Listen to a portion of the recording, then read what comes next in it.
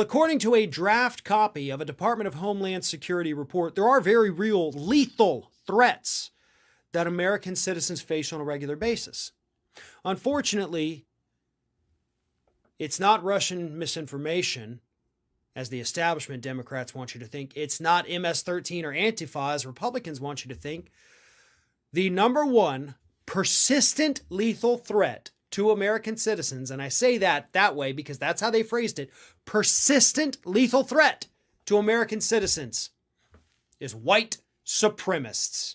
White supremacists here in the United States, according to the Department of Homeland Security, are the number one greatest threat to your very existence.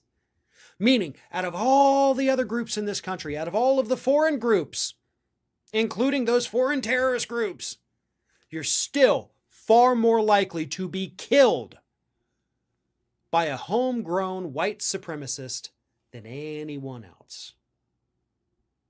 This is not the first report in recent years that has said this either. This is consistent. As they put it, this is persistent.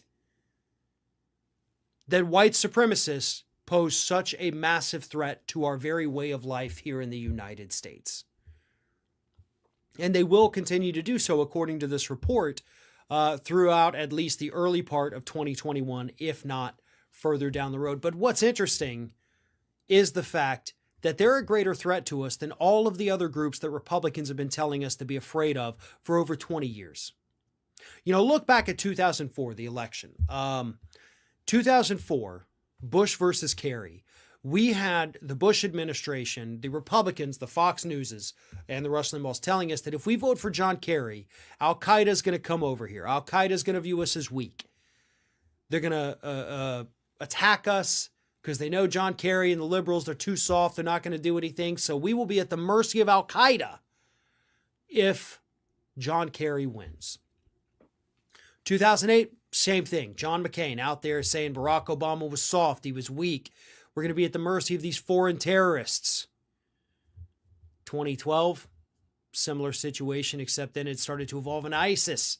2016 was all about ISIS and immigrants. Trump decided to throw that in.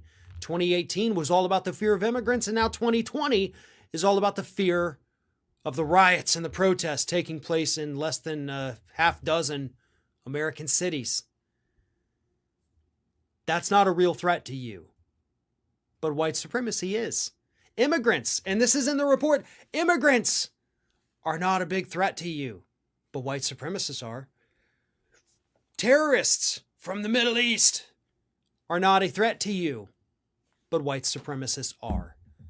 So it's about time for this administration, for the federal government in general, to start treating these white supremacists and these white supremacist organizations as the threat that they are.